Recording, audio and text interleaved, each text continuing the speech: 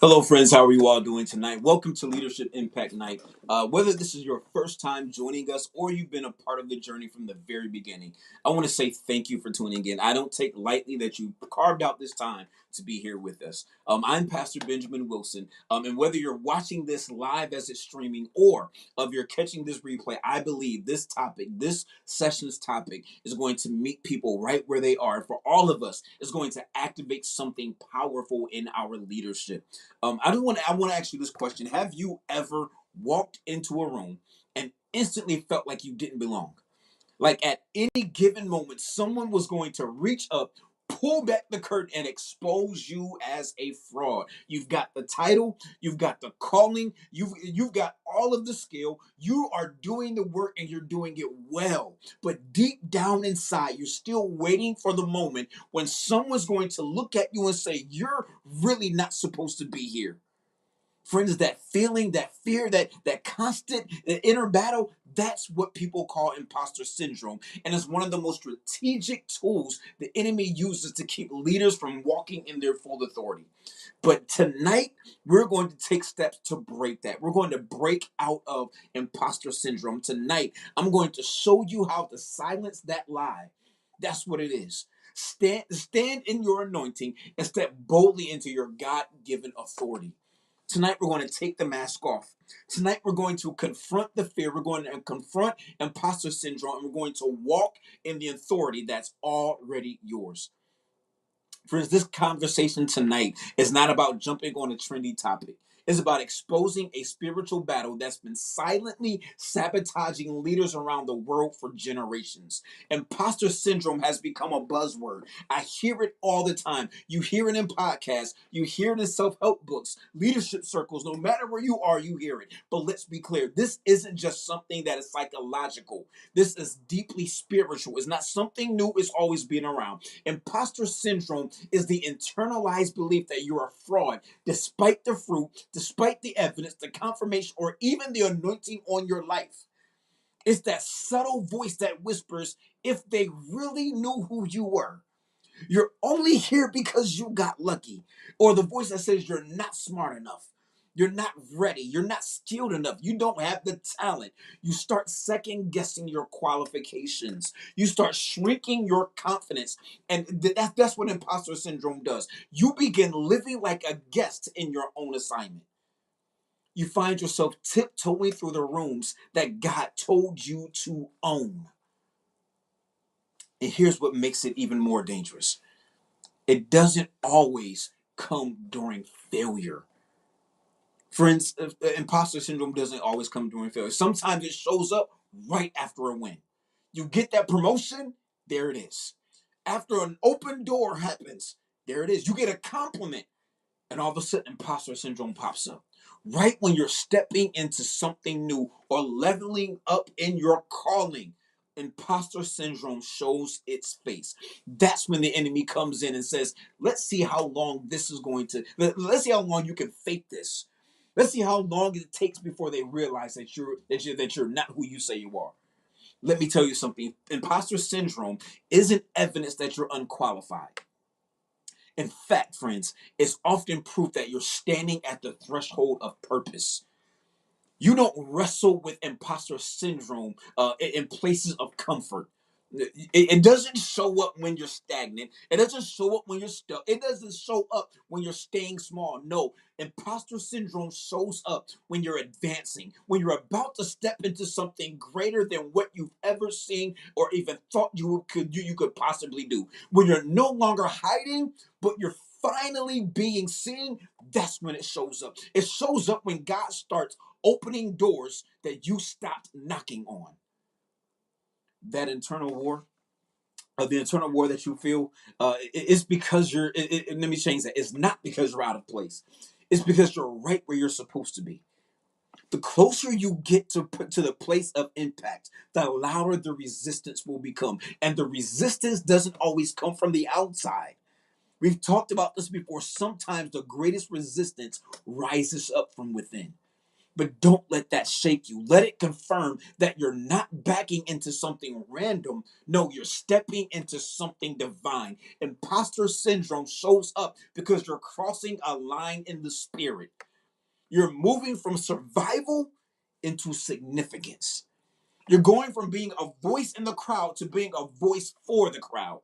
And the enemy knows that if you ever actually believed what God said about you, if you ever truly walked in full authority, if you ever really, really, really stopped shrinking back and started standing, the enemy knows that you'll be absolutely unstoppable. So what does he do? He hits you with the lie that you don't belong, that you're pretending, that any moment now, the real you is going to be exposed. Listen to me closely. The real you is not the mistakes or even the brokenness of your past. The real you is not the hesitation or the doubt that you've been feeling. The real you is the one God formed, filled, called, and sent. Yes, sent. I'm going to let you in on a secret, y'all. I'm going to let you in on a secret about the enemy of your purpose, the enemy of your leadership, your family, the enemy of your soul. He doesn't waste time attacking what isn't a threat. If he's coming after your confidence, it's because your calling is waking up something powerful.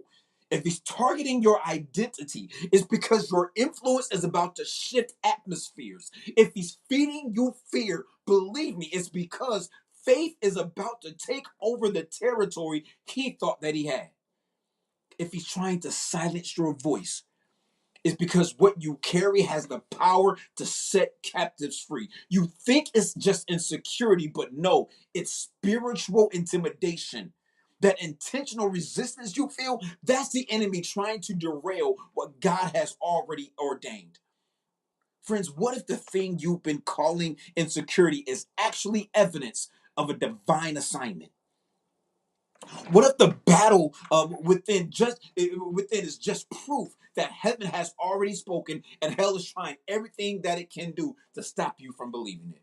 Because whether you believe it or not, you're not the first person to feel this tension. If by some chance you think that you're alone in this, that you're the only one who's ever felt this way, let's bring this into perspective.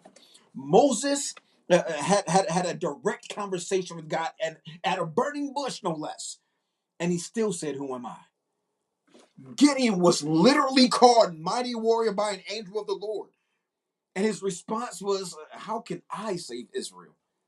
Deborah led an entire nation, judged Israel, and prophesied God's will. Yet she operated in a world that didn't affirm her position, but heaven's assignment outweighed human approval. Jeremiah received the word of the Lord and still said, "I don't know how to speak. I'm too young." Esther was chosen to be queen, positioned to save a nation, yet her instinct was fear. If I go before the king, I could die. But eventually her courage didn't come from confidence, it came from calling. Mary, the mother of Jesus Christ, was told she carried the Son of God, and her immediate response was, "How can this be?" Her authority came not from understanding everything, but the blessing came from her surrender. Then there's Peter. Peter walked on water and still, in the moment of pressure, denied Jesus Christ. These people were not people without faith. They weren't weak and they weren't missing something that you have. They were chosen just like you. But the closer they got to the weight of their assignment, the louder the voices became. They wrestled, they wrestled, they questioned, they even hesitated. But here's what made the difference. Here's what made the difference. They didn't let the voice of insecurity override the voice of the one who called them. There comes a moment in every leader's life where you have to decide, will I partner with the fear in my head or with the fire in my spirit? Will I live under the pressure of proving myself, or will I lead from the confidence that I have been sent? That's the real battleground, not your resume, not your background, not your experience, but your agreement. I don't want you to write this conversation off as simple as a simple motivational message telling you that you have to believe in yourself. No, this is a divine invitation to align yourself with the truth of who you are, the truth of your leadership, the truth of who you are called to be, and where you have been positioned and sent to lead. The question isn't, are you enough? Are you doing enough? Are you qualified enough? The real question is, did God send you? And if the answer is yes, then you need to start stepping up. You need to start walking into the room with your shoulders back, your head held high, and your voice rooted in authority. Not in arrogance, but authority. Because wherever God sends you, He doesn't just endorse you, He authorizes you. Let's go a bit deeper, because imposter syndrome doesn't just show up. It doesn't show up when you whisper about it. It comes to deny the truth. I want to make sure that we dive into this, because again, it doesn't just show up to whisper doubt in your ears. Imposter syndrome comes to twist the truth, to distort your identity, and dismantle your confidence before you ever take a step. You see, imposter syndrome builds its case out of lies. Lies about your worth, about your path, about your past. Lies about your qualities and what qualifies you and what disqualifies you. But here's where it gets absolutely wrong, absolutely all the time. You're not an imposter when God is the one who called you and sent you. John 15:16 says this. Uh, I'm sorry, let me grab my notes real quick. John 15:16 says, you did not choose me. I chose you and appointed you so that you might go and bear fruit that will last. You didn't sneak into your calling, friends. You weren't a backup plan or even a second choice. You were chosen, you were appointed, positioned, and you were sent. And when heaven has commissioned you, hell can't revoke you. Imposter syndrome tells you you're pretending, but the truth is you're walking in prophecy. You're living in the very thing God spoke over you before your mother ever knew your name. Before you were conceived, God spoken to you. Let me make this clear. You are not operating under any kind of false authority. You're operating under divine assignment. And when you stand in your assignment, it may feel uncomfortable, but it will always be authentic. You don't have to feel like a giant to take territory. You don't have to feel worthy to carry weight. You just have to trust the one who put the weight in your hands in the first place. The enemy wants you to define yourself by your insecurity, by the parts of you that still feel unsure, still under construction, or still uncertain. Like, God never called you based on your insecurity. He called you based on His intention. You are not your weaknesses. You are not your flaws. You are not the unfinished version of your leadership journey. You are a leader. You are refined by fire, marked by grace, and commissioned for great impact. You are not leading on accident. You are evidence of divine authority working through a surrendered vessel. Friends, let's be honest. Let's be clear. God never needed perfect leaders. He never waited on flawless resumes or polished platforms. He looked for the one who says, "Yes, Lord, send me." And if that's been your response, if you've given God your yes, no matter what you said yes to, then I need you to hear me loud and clear. The same God who called you is the one who covers you. He equips you. He surrounds you. He strengthens you. And He doesn't leave you alone. He walks with you into every room that you're assigned to influence. Let me speak to you this way. I want to speak straight to the leader in all of us. You don't need another title to validate your voice. You don't need to shrink just because you're still growing. You don't need to dim your light because other people aren't ready to see you shine. What you need is agreement. One, you need agreement with the word God has already spoken over your life. You need agreement with the identity that He has already sealed. You need agreement with the assignment that heaven has already released in you. Because the moment you come into agreement, imposter syndrome loses its authority. That's it. Imposter syndrome is a lie. Now it's time for us to establish the truth, because the kingdom leadership isn't built on emotion; it's built on revelation. You don't overcome imposter syndrome but by psyching yourself up. You do that, you only psych yourself out. You overcome it by standing on what's already been spoken over you. Imposter syndrome is a lie, and the way that you overcome a lie is with the truth. I want to give you three core truths that will anchor your identity and stabilize your authority. Stabilize your authority. So that when when the inner voice of the imposter syndrome starts to rise, you'll know exactly how to respond. The first core truth is this: authority comes from calling, not from confidence. Authority comes from calling, not from confidence. If you're waiting to feel ready, you will never move. If you're waiting to feel confident, you will miss the moment. God never said, when you feel confident, then I'll call you. No, he called you first and then said, now walk in it.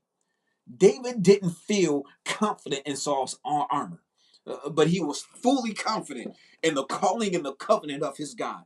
That's what gave him authority to run toward a giant when others were running away from him. Luke 10:19 says, I have given you authority to trample on serpents, scorpions, and to overcome the power of the enemy. Nothing will harm you. Friends, that wasn't based on experience. Check it out. It was not based on experience. It was based on assignment. Experience might open doors, but check this out. Experience, let me change that. Experience might open doors in the world, but assignment is what the kingdom uses to open doors that are spiritual, doors that cannot be closed. God doesn't wait until you master every skill. He moves when your heart is aligned and your obedience is ready. When you're walking in divine assignment, your authority isn't earned, it's inherited. As a leader, you don't need confidence to move. You need clarity of the call and conviction that God is the one who sent you. When you know that you've been sent, you can stand even when the ground feels shaky, even when you feel shaky. That's what authority looks like. The second core truth is this: your weakness doesn't disqualify you, it magnifies God. Uh, 2 Corinthians 12:9 says, my grace is sufficient for you. My power is made perfect in weakness. That's one of the verses, one of the passages of scripture that really gets me every time. And every time I think about being weak, every time I think about a struggle, every time I think about some place that I might be falling short, I always think about this verse where God says, my grace is sufficient for you. For my power is made perfect in your weakness. My power is made perfect in weakness. Your weakness is not a liability. It's a platform for God's power to be revealed. We serve a God who chose a stuttering man, a man who could barely speak, to speak to Pharaoh. A God who chose a fearful farmer, Gideon, to lead an army. A God who chose a teenage girl to carry the Messiah. And a God who chose a hot-headed fisherman to launch his church. God doesn't call flawless people. He calls faithful people. He chooses leaders who know they need him. So when the fruit shows up, and trust me, it will show up. When the fruit shows up, he chooses people that he won't get that he won't have to deal with their ego. God will get the glory, not their ego. So if you're still working through those insecurities, if you're still working through those moments where you're feeling like, God, I'm not ready for this, or you're still dealing with those moments where you're feeling like, God, did you really call me? That's okay to have those thoughts. It's okay to deal with that. It's okay to struggle with that. But here's what I need you to understand: don't struggle with it to a point where it keeps you stagnant. If you're working through your insecurities, and notice I said working through them, not sitting in them. If you're working through your insecurities, good. It means you're dependent on the right source. It's not about you. You're depending on God. You don't need to eliminate all your weaknesses in order to lead well. You just need to surrender them to God and then move forward.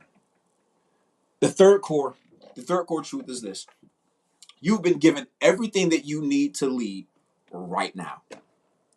Let me take a moment to speak to the hesitation that many of us might be hearing. You might be hearing, maybe I need more time, or maybe I should wait until I know a little bit more. Maybe I'm not seasoned enough yet. No, no, no, no. Shut that down. Silence that voice. Silence the voice of hesitation. If God has opened the door, if He's positioned you where you are, then that means you're already equipped.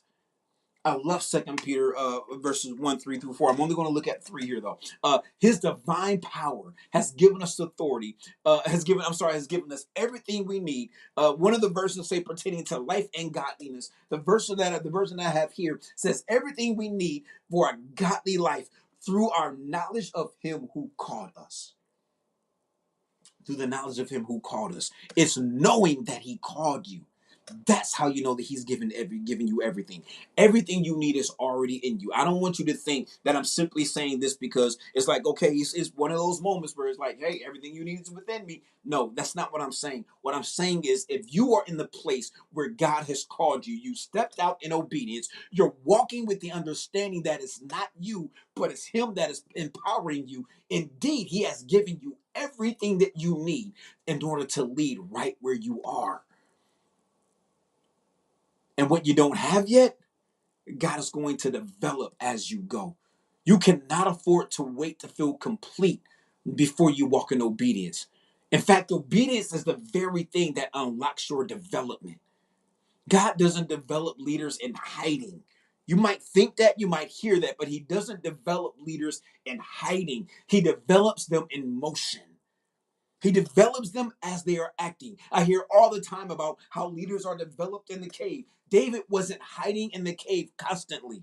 He hid in the cave at times, yes. But even in his hiding, he was still active. Even in his hiding, he was still operating by the anointing. Even in his hiding, and you can look into the scriptures, because even in his hiding places, he was still honoring God and honoring the person that God had anointed. Even though he knew that he was anointed and he would soon be king, he still moved in motion, and that's where God developed him as a leader. Flaws and all. He developed him in his motion. You don't grow by waiting. You grow by walking. So what I want you to do right now is start walking. Friends, for a long time, I didn't want to talk about imposter syndrome. Not because I didn't deal with it, but because I thought I'm supposed to be beyond it. I thought that as a leader, as a man of God, no, I thought that as a pastor, those kind of thoughts had no business being in my head. But friends, they were there. They were quiet, but they were consistent. They were there consistently. I would step into rooms and spaces that I knew God had orchestrated and opened up for me, and I would feel like I didn't belong. I'd lead, I'd teach, I'd preach, I'd speak, I'd build, pour into people, pour into them like with everything that I have, and would do it with excitement. And somewhere in the back of my mind, that voice would still creep in. What if this is the moment they realize you're not enough? It didn't matter how much fruit that I was seeing. It didn't matter how much people